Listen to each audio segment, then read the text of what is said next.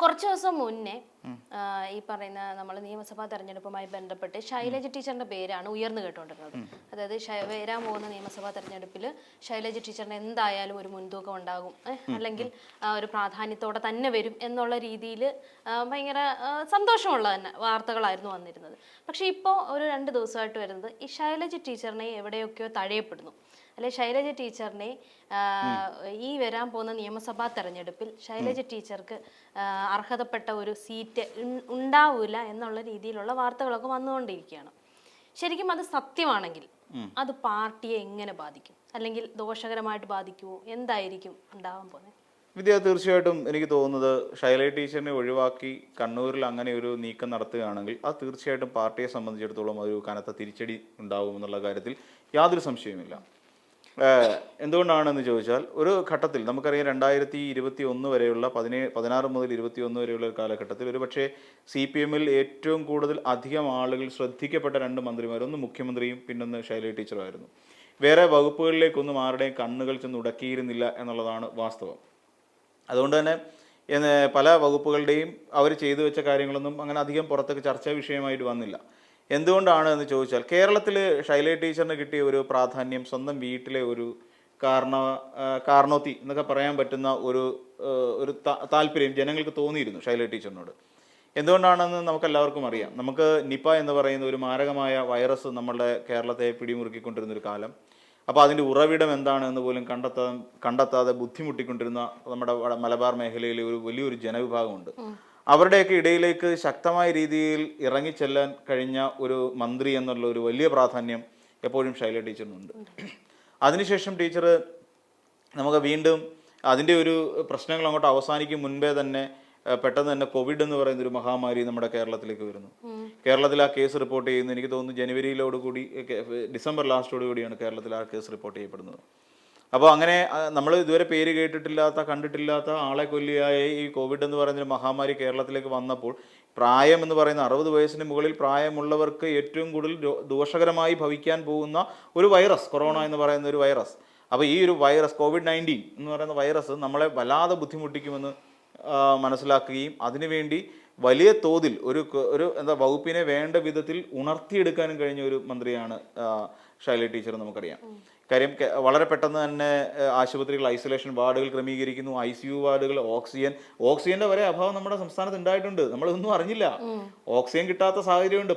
പല സംസ്ഥാനങ്ങളിലും ഓക്സിജൻ കിട്ടാതെ, അവർക്ക് ഓക്സിജൻ കൊടുക്കാൻ കഴിയാതെ ഓക്സിജൻ ദൗർലഭ്യം കാരണം പല ആശുപത്രികളിലും പലരും മരിക്കുന്ന സാഹചര്യം ഉണ്ടായപ്പോഴും നമ്മുടെ നാട്ടിൽ ഓക്സിജന് വേണ്ടിയിട്ട് ഓക്സിജൻ ഉണ്ടായിരുന്നു പല ഹോസ്പിറ്റലുകളിലും. സർക്കാർ ആശുപത്രിയില്ലെങ്കിൽ പ്രൈവറ്റ് ഹോസ്പിറ്റലിൽ നിന്ന് വരെ അത് ഒപ്പിച്ച് നമുക്ക് വേണ്ട സൗകര്യങ്ങൾ ഒരുക്കി ഐസൊലേഷൻ വാർഡുകൾ, ICU-കൾ തുടങ്ങി നമുക്ക് അറേഞ്ച് ചെയ്ത് തന്ന് നമുക്ക് വേണ്ട നിർദ്ദേശങ്ങൾ തന്നുകൊണ്ട് നമുക്കൊപ്പം നിന്ന ഒരാൾ തന്നെയാണ് നമ്മുടെ ശൈലജ ടീച്ചർ എന്നുള്ള കാര്യത്തിൽ കേരളത്തിലെ രാഷ്ട്രീയ ഭേദമന്യേ ഒരാൾക്കും യാതൊരു സംശയവും ഉണ്ടാകാൻ സാധ്യതയില്ല.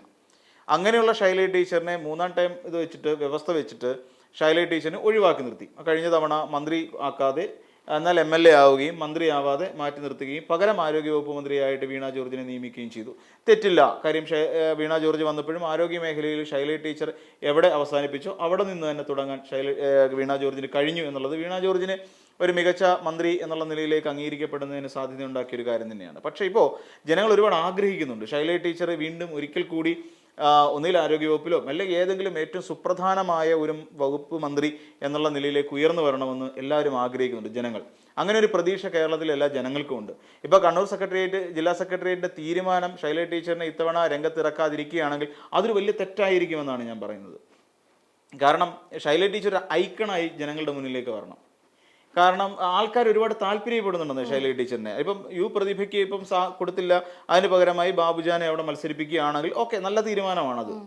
അതോടൊപ്പം തന്നെ ഇപ്പോൾ അരൂര് മണ്ഡലത്തിൽ ഈ പറയുന്ന തോമസ് ഐസക്കിനെ എന്തുകൊണ്ട് ഒഴിവാക്കി? തോമസ് ഐസക്കിന് ഇനിയൊരു ചാൻസ് കൊടുക്കണം.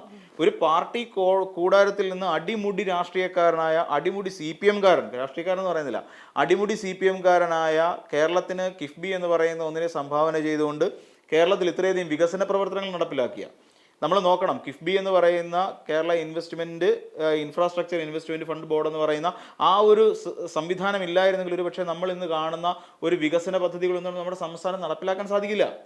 നമ്മൾ നോക്കൂ, റോഡുകൾ, പാലങ്ങൾ, കെട്ടിടങ്ങൾ എല്ലാം നമ്മൾ എടുത്ത് പരിശോധിച്ച് നോക്കിക്കോളൂ. അവിടെ എല്ലാം കിഫ്ബിയുടെ ഒരു കയ്യൊപ്പുണ്ട്. അപ്പോൾ അങ്ങനെ ഒന്നിനെ ഇവിടെ കൊണ്ടുവന്ന് ഇറക്കുകയും അതേ തുടർന്ന് ഇവിടെ വലിയ വികസന പദ്ധതികൾ, റോഡുകളടക്കമുള്ള വികസന പദ്ധതികൾ നമ്മുടെ സംസ്ഥാനത്ത് കൊണ്ടുവരികയും ചെയ്ത തോമസ് ഐസക്കിനെ പോലെ ഒരാൾക്ക് ഇനി ഒരു തവണ കൂടി അവസരം കൊടുക്കണം. അല്ലാതെ അവരെ ഒഴിവാക്കി നിർത്തുകയല്ല വേണ്ടത്. ഈ ഷൈല ടീച്ചറിനെ ഒഴിവാക്കി നിർത്തരുത്. അത് ചരിത്രത്തോട് അല്ലെങ്കിൽ കേരളത്തിലെ ജനങ്ങളോട് CPM എന്ന് പറയുന്ന പാർട്ടി ചെയ്യുന്ന ഏറ്റവും വലിയ നെറികേടായിരിക്കും എന്ന് വിശ്വസിക്കുന്ന ഒരാളാണ് ഞാൻ. കാര്യം ഞാൻ അടക്കമുള്ള ഇപ്പം അല്ലെന്നുണ്ടെങ്കിൽ ഇടതുപക്ഷം വീണ്ടും ഭരണത്തിൽ വരണമെന്ന് ആഗ്രഹിക്കുന്ന ഒരു പറ്റം ആളുകളുണ്ട്. ഇപ്പം നമ്മൾ നോക്കിയാൽ ഇടതുപക്ഷം തുടർഭരണം ഉണ്ടാകില്ല എന്ന് പലരും പറയുന്നുണ്ടെങ്കിലും അവരുടെയൊക്കെ ഒരു ആഗ്രഹം എന്താണെന്ന് അറിയാം. സീരിയസ്ലി നമ്മൾ ചിന്തിച്ചു കഴിഞ്ഞാൽ എവിടെയൊക്കെ ചില പ്രശ്നങ്ങളുണ്ട് എന്ന് ജനങ്ങൾ ചിന്തിക്കുന്നുണ്ട്. ആ പ്രശ്നങ്ങൾ പരിഹരിച്ച് ഇടതുപക്ഷം വീണ്ടും അധികാരത്തിൽ വരണം എന്നുള്ളത് കൊണ്ടാണ് പലരും ഇടതുപക്ഷം വരുത്തില്ല, തുടർഭരണം വേണ്ട എന്ന് പലരും പറയുന്നത്. ആ പ്രശ്നങ്ങൾ കൃത്യമായി മനസ്സിലാക്കിക്കൊണ്ട് ഏതൊക്കെ വകുപ്പുകളിലാണ് മാറ്റം ഉണ്ടാകേണ്ടത് എന്ന് തിരിച്ചറിഞ്ഞുകൊണ്ട് ഒരുപക്ഷെ നവകേരള സർവേ പോലുള്ള സർവേക്ക് സംസ്ഥാന സർക്കാർ കോപ്പ് കൂട്ടിയതിന് കാരണം അത് തന്നെയാണ്. അപ്പോൾ എവിടെയൊക്കെയാണ് ഏതൊക്കെ വകുപ്പുകളിലാണ് യഥാർത്ഥ പ്രശ്നം കിടക്കുന്നത് മനസ്സിലാക്കുകയും അതിനനുസരിച്ച് പുതിയൊരു സംവിധാനം രൂപപ്പെടുത്തുകയും ചെയ്യണം. നമ്മളെ സംബന്ധിച്ചിടത്തോളം, കേരളത്തെ സംബന്ധിച്ചിടത്തോളം, അല്ലെങ്കിൽ നമ്മളെ പോലുള്ള സാധാരണ കേരളത്തിൽ നിന്ന് ജീവിക്കാൻ ആഗ്രഹിക്കുന്ന ഒരുപറ്റം ആളുകളുണ്ട്. നമ്മളെ സംബന്ധിച്ചിടത്തോളം കേരളം ഇത് പോരാ എന്ന് നമുക്കൊരു തോന്നലുണ്ട്. ഇത്രയും പോരാ, കുറച്ചുകൂടി വേണം എന്ന് പറയുന്നൊരു ആഗ്രഹമുണ്ട്. ഇപ്പം നമ്മൾ പറയുന്ന പോലെ ഇപ്പം നമ്മുടെ കേരളത്തിലെ റോഡുകൾ, നമ്മളിപ്പോൾ ഒരു റോഡിൽ കൂടെ ഒരു തവണ പോവും, മോശപ്പെട്ട റോഡിലൂടെ. നെക്സ്റ്റ് ടൈം നമ്മൾ വേറൊരു റൂട്ടാണ് ആലോചിക്കുന്നത്. എനിക്കിതിലേ പോയ എൻ്റെ സമയനഷ്ടം, എൻ്റെ വാഹനത്തിൻ്റെ ആക്സിൽ ഉൾപ്പെടെയുള്ള കാര്യങ്ങൾക്ക്, എൻ്റെ ഷോക്ക് ആക്സിൽ തുടങ്ങിയ കാര്യങ്ങൾക്ക് പ്രോബ്ലം ഉണ്ടാകുന്നു, എനിക്ക് സമയനഷ്ടം ഉണ്ടാകുന്നു, എനിക്ക് ശാരീരിക ബുദ്ധിമുട്ടുണ്ടാകുന്നു. സോ ഞാൻ എന്ത് ചെയ്യും? ഈ പൊളിഞ്ഞ റോഡിലൂടെ പോവില്ല, നാളെ ഞാൻ മറ്റൊരു റോഡ് തിരക്കും എൻ്റെ ലക്ഷ്യസ്ഥാനത്തേക്ക് എത്താൻ വേണ്ടിയിട്ട്. അപ്പോൾ എന്ന് പറയുന്ന പോലെ എവിടെയാണോ നല്ലത് കിട്ടുന്നത് അവിടേക്ക് നമ്മുടെ യുവാക്കൾ പോകും, 100% ഉറപ്പാണ്. ഈ കേരളത്തിൽ ഇല്ല എങ്കിൽ കേരളത്തിൽ നിന്ന് അവർ പുറത്തേക്ക് പോകും, കേരളത്തിൽ നിന്ന് ഇവർ മൈഗ്രേറ്റ് ചെയ്ത് പോവുകയാണ്. അപ്പോൾ അങ്ങനെ നമ്മുടെ യുവാക്കൾ പോകാതെ നമ്മുടെ യുവാക്കളെ നമ്മുടെ സംസ്ഥാനത്തിനകത്ത് നിർത്താൻ വേണ്ട പദ്ധതികൾ നമുക്കിവിടെ രൂപകൽപ്പന ചെയ്യണം. അതിന് ഈ പറയുന്ന പോലെ ഓരോ വകുപ്പുകളെയും ക്രോഡീകരിക്കാൻ കഴിവുള്ള, ആർജവമുള്ള ആളുകളെ നമ്മൾ തിരഞ്ഞെടുത്ത് നിർത്തണം. ഇപ്പം നമ്മൾ പലപ്പോഴും ഈ ചില ആൾക്കാരെ തിരഞ്ഞെടുത്തപ്പോൾ നമ്മൾ തുടക്കത്തിൽ സംശയം പ്രകടിപ്പിച്ചിരുന്നു. ഇപ്പം നമ്മുടെ വി ശിവൻകുട്ടിയെ വിദ്യാഭ്യാസ മന്ത്രിയാക്കിയ സമയത്ത് നമ്മൾ അടക്കമുള്ള ഒരുപാട് ആൾക്കാർ പറഞ്ഞു, ശിവൻകുട്ടി വിദ്യാഭ്യാസ മേഖല ഭരിച്ചു കഴിഞ്ഞാൽ എന്തായിരിക്കും അവസ്ഥയെന്ന്. എന്നാൽ ഇന്ന് ഈ കേരളത്തിൽ ഇന്ന് വരെ ഒരു മന്ത്രിയും കേൾക്കാത്ത വിളിയാണ് അദ്ദേഹം കേൾക്കുന്നത്. ചീത്തവിളിയല്ല, അപ്പൂപ്പൻ. കുട്ടികൾക്കിടയിൽ ഇന്ന് വി ശിവൻകുട്ടി ആരാ? മന്ത്രി അപ്പൂപ്പനായി. ഇത് വേറെ ഇതുവരെ കേരളത്തിലുള്ള ഒരു മന്ത്രിക്കും അങ്ങനെ ഒരു പ്രിവിലേജ് കിട്ടിയിട്ടില്ല. It's A privilege. അപ്പോൾ അങ്ങനെയുള്ള ആളുകളെ ടീച്ചറമ്മ, നോക്കൂ, ടീച്ചറമ്മ എന്ന് പറയുന്ന ഒരു പ്രിവിലേജ് വേറെ ആർക്കെങ്കിലും ഈ കേരളത്തിനകത്ത് കിട്ടിയിട്ടുണ്ടോ? നമ്മൾ ഒരുപക്ഷെ നമ്മളെ പഠിപ്പിച്ച ഏതെങ്കിലും ടീച്ചറിനെ ടീച്ചറമ്മ എന്ന് വിളിച്ചതാണ്. ഇപ്പോൾ ഏതൊരു സീരിയലിനകത്ത് അങ്ങനെ ഒരു പേരൊക്കെ വരുന്നുണ്ട് എന്ന് പറയുന്ന പോലെ. അല്ലാതെ അതിനപ്പുറത്തേക്ക് ടീച്ചറമ്മ എന്ന ആത്മാർത്ഥമായിട്ട് വിളിച്ച ഒരൊറ്റ മന്ത്രിയെ നമ്മുടെ കേരളത്തിലുള്ളൂ. ആ മന്ത്രിയുടെ പേര് ശൈലജ എന്ന് തന്നെയാണ്, KK ശൈലജ. എന്തുകൊണ്ടാണ് ശൈലജ ടീച്ചറിനെ മത്സരിപ്പിക്കാത്തത്? ഇവിടെ ആരുടെയെങ്കിലും കയ്യിലേക്ക് പാർട്ടി മാറാൻ പാടില്ല എന്നുള്ളതാണ്. ആരുടെയും എന്ന് വെച്ചാൽ എൻ്റെ ഇഷ്ടം അനുസരിച്ചോ, അല്ലെങ്കിൽ ഇപ്പം ഗോവിന്ദ മാഷാണെങ്കിൽ ഗോവിന്ദ മാഷിൻ്റെ ഇഷ്ടം അനുസരിച്ചോ, MV ജയരാജൻ്റെ ഇഷ്ടം അനുസരിച്ചോ അത് മാറാൻ പാടില്ല. പാർട്ടിയുടേതായ എല്ലാ, കാരണം എന്താണെന്ന് അറിയാം, ഇത് വലിയൊരു പോരാട്ടമാണ് കയറി നടക്കുന്നത്. എന്താണെന്ന് വെച്ച് കഴിഞ്ഞാൽ ഇവിടെ ഒരു വശത്ത് നമ്മൾ ചിന്തിച്ചു നോക്കൂ, കള്ളപ്രചരണങ്ങൾ കൊണ്ടും ദുഷ്പ്രചരണം കൊണ്ടും എല്ലാം അടിമുടി കോടിക്കണക്കിന് രൂപ വിട്ടുകൊണ്ട് കനകോലുവിനെ പോലെ ഒരു രാഷ്ട്രീയ തന്ത്രജ്ഞനെ കൊണ്ടിറക്കിക്കൊണ്ട് ഒരു വശത്ത് UDF കളം പിടിക്കാൻ വേണ്ടിയിട്ട് പോരാട്ടം നടത്തിക്കൊണ്ടിരിക്കുക. അതിശക്തമായ പോരാട്ടമാണ് നടത്തുന്നത്. അതേസമയം LDF ഇപ്പോൾ ഈ ശൈലജ ടീച്ചറിനെ മാറ്റി ഓവർ കോൺഫിഡൻസ് ആണ്. അത് തെറ്റാണ്. നമ്മുടെ മുന്നിലുള്ളത് തദ്ദേശ തെരഞ്ഞെടുപ്പാണ്. CPM-നെ സംബന്ധിച്ച് ആ തദ്ദേശ തെരഞ്ഞെടുപ്പിൽ വലിയ വോട്ടിന്റെ മാർജിൽ വ്യത്യാസം വന്നിട്ടില്ലെങ്കിൽ പോലും നമ്മൾ പരാജയപ്പെട്ടു എന്ന് അംഗീകരിക്കാൻ CPM-ന് കഴിയണം. അത് എന്തുകൊണ്ട് സംഭവിച്ചു?